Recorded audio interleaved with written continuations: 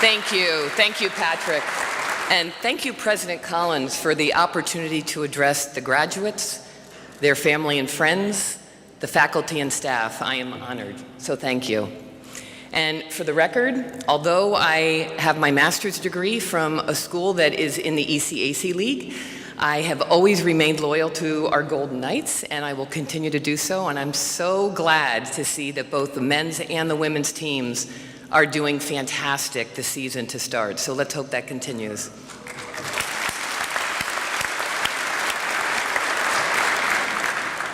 So in thinking about what I wish I'd known all those years ago when I was literally sitting where you are today, because we used to graduate right here, that would have made me a better engineer, a better manager, executive, spouse, mother, sister, friend. It was easy. The answer was unconscious bias.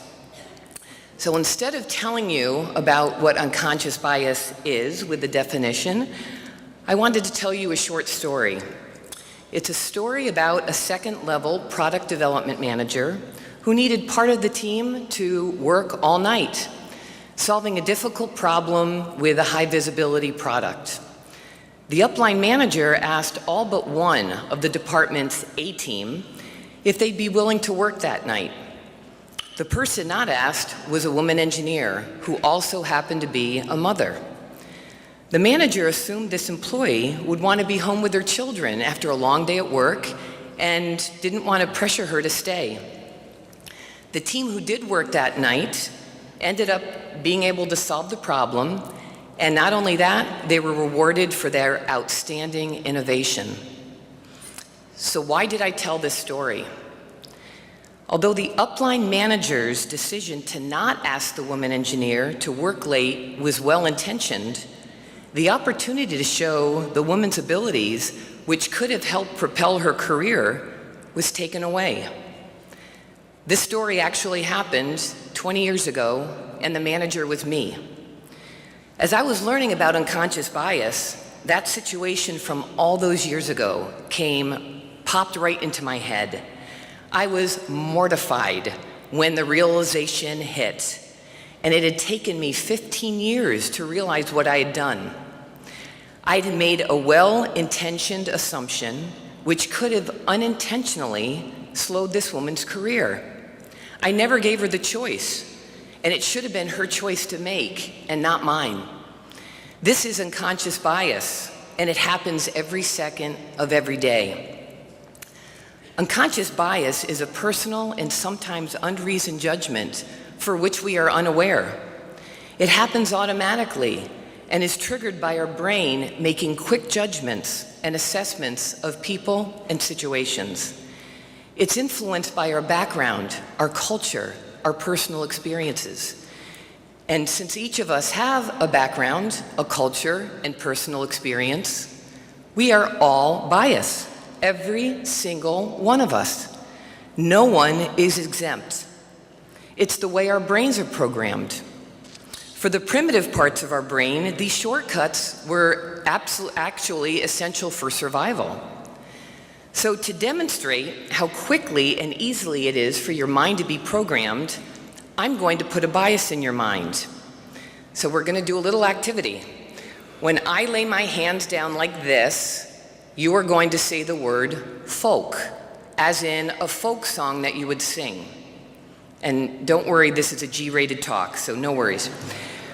So let's try this. So remember, I'm going to put my hands down, and when I do, you're going to say the word folk. You ready? Folk, folk, folk, folk, folk, folk, folk. Everyone can be doing this. Folk, folk, folk. One last time. Folk. Really, really loudly now. Folk. Excellent. What's the white part of the egg called? What's the white part of the egg called? What's it called? The yellow is the yolk. The white part is the white part. So that's a little silly example of how quickly our brains can be programmed. And It gets programmed all the time. Little boys don't play with dolls. Girls aren't good at that kind of job. African Americans are. White people are. Muslims are. Catholics are. Baby boomers are. Millennials are. We get those messages repeated all the time. Intellectually, we know that stereotypes are dangerous, that no one word could describe a group of people. And yet, because it's been repeated so many times, it's often the first thought that crosses our minds. Biases in the workplace can be obvious, like denying someone a promotion due to his or her gender, ethnicity, or sexual orientation. It can also be subtle. For example, did anyone happen to see the 2016 Disney movie called Zootopia? Well, that is when you weren't studying or hanging out at Maxfield's or doing karaoke at BTB. In case you missed it, it's the movie about an unlikely partnership between a rabbit police officer and a red fox con artist that uncover a conspiracy in the all-mammal metropolis of Zootopia. The film brilliantly sends the underlying message that bias and discrimination are real, damaging, and take effort, real effort, to address. In one of the more subtle examples, when Judy Hop, the rabbit police officer, shows up for her first day of work, the officer checking her in, who happens to be a large male cheetah, very overweight, who has to look over and down at his desk to be able to see her because she is so tiny, says, "OMG, they really did hire a bunny. Oh my gosh. You are so cute. You are so much cuter than I thought you'd be." So Judy was a little taken aback and says, a bunny can call another bunny cute, but when another animal does it, it's like, And the cheetah police officer who's checking her in says, "Oh my gosh, I am so sorry. Me, an overweight, donut-loving cop, stereotyping you." So if you haven't seen it, it's really well worth the effort checking it out. Here are some other prevalent examples of subtle unconscious biases in the workplace. It's like making someone feel uneasy walking into a meeting where no one in the room looks like them, or because they left early to pick up children. It's like making someone feel frustrated when their opinion isn't asked, or when they're talked over, or when they're asserting their opinion only to be labeled aggressive or angry. It's like making someone feel annoyed by presuming they're less committed to family life because they're a man, or less committed to work because they're a mother. It's like making someone feel awkward by mistaking them for someone else of the same ethnicity, or by assuming that their white male colleague is in charge. And it's like making someone feel like they're expected to do more just because they don't have children, or by not understanding their difficulties when conversations aren't in their first language. Most of you now will be going on to work full-time in a professional role or moving on to grad school. Many will work in a global setting with foreign people and culture. Because you've been preconditioned to think the way you think, you'll make quick judgments, right or wrong, and you'll want to be cautious. The key to being inclusive is to first realize that those impulses or blind spots are crossing our minds and can impact the fair treatment of others.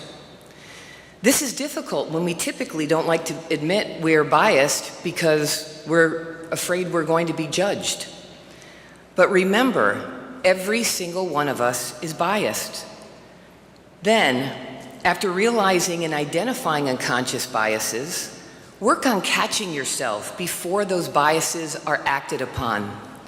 Seeking out new experiences with people, locations, and situations that are different will help, since as you learn through these experiences, you become more empathetic. And being more empathetic helps neutralize your unconscious biases. It will also improve your designs and solutions. In the words of Steve Jobs, a lot of people in our industry haven't yet had very diverse experiences, so they don't have enough dots to connect, and they end up with very linear solutions without a broad perspective on the problem. The broader one's understanding of the human experience, the better design we will have. So each one of us has the power to make a difference by creating and fostering a positive, inclusive workplace where people's differences are valued and welcomed, and everyone can be their best, true, authentic selves. Be that person who will make a difference. And I'd like to close with an anonymous saying. We don't see things as they are. We see them as we are. Thank you, and congratulations to all the graduating students.